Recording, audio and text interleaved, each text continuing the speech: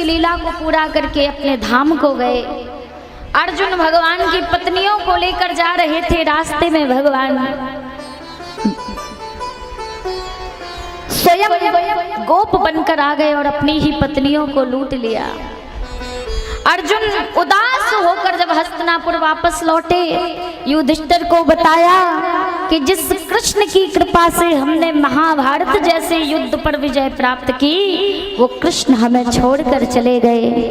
दरवाजे के पीछे खड़ी हुई मैया कुंती सुन रही थी। एकांत भक्त्वा भगवत धोक्षजे, एकांत में जाकर माता कुंती ने अपने प्राणों को त्याग दिया।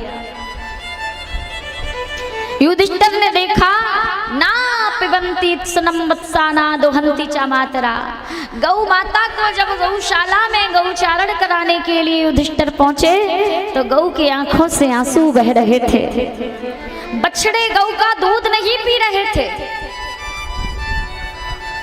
युधिष्ठिर समझ गए कि अब द्वापर का अंत चल रहा है और कलयुग आने वाला है। उससे पहले कलयुग आए, प्रवेश करे। आज समस्त पांडवों ने परीक्षित को राजगद्दी पर बिठाला, राज सिंहासन पर बिठाला और कहा कि परीक्षित इस राज्यभार को बड़े अच्छे से संभालना जैसे पांडवों ने संभाला। और समस्त पांडव अपने राजपाट को त्याग कर स्वर्गारोहण करने के लिए चल पड़े।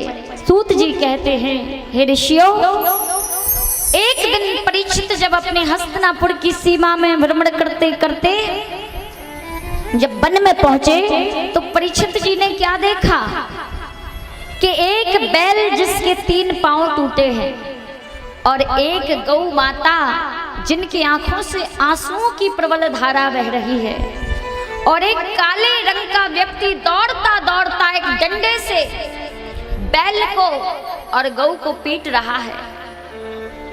प्यारे, ये गौ कौन है जो रो रही है और ये बैल, ये वृषभ कौन है जिसके 3 पांव टूटे हैं और ये काले रंग का व्यक्ति कौन है जो डंडे से इन दोनों को पीट रहा है? प्यारे, ये गौ और कोई नहीं बल्कि साक्षात माता पृथ्वी है। पृथ्वी है। और हमेशा जब भी भगवान का अवतार होता है तब भगवान क्यों आते हैं?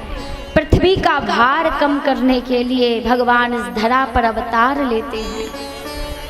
धर्म की स्थापना करने के लिए संसार में जन्म लेते हैं।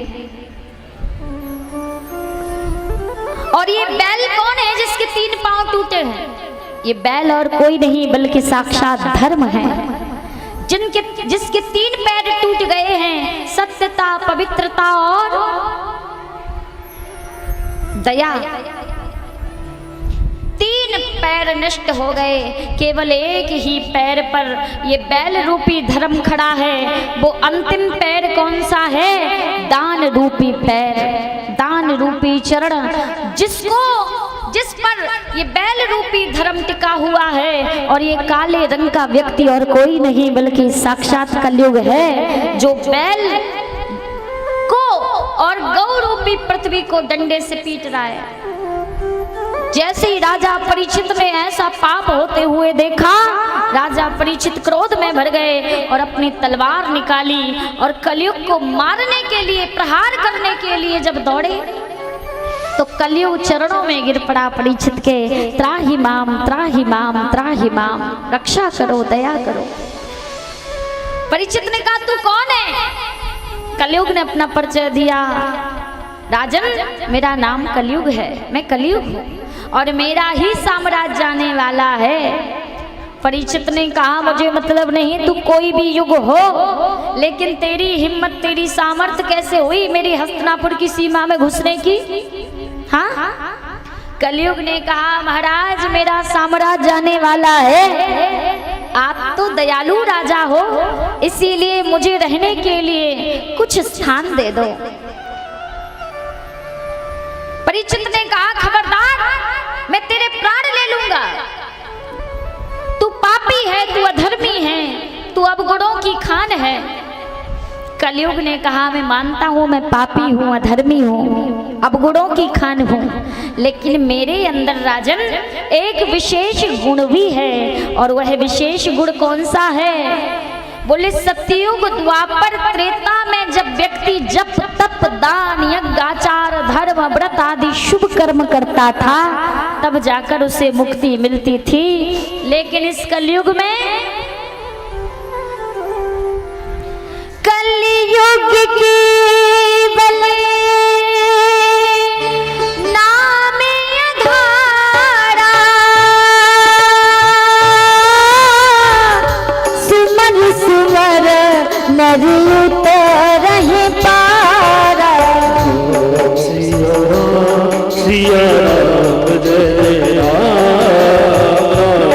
सिया राम सिया राम जय हो कलयुग केवल नाम अधारा सुमर सुमर नर उतरहि पारा। सिया राम जय राम सिया राम जय। कलयुग ने कहा कि जो फल सतयुग द्वापर त्रेता में व्यक्ति जब तप करके प्राप्त करता था वही इस कलयुग में केवल भगवान नाम जप से ही व्यक्ति को प्राप्त हो जाता है। इसीलिए मेरे अंदर एक विशेष गुण है। राजा परीक्षित ने कहा अच्छा विशेष गुण है? हाँ, ये विशेष गुण देखकर राजा परीक्षित ने कलयुग को जीवित तो छोड़ दिया,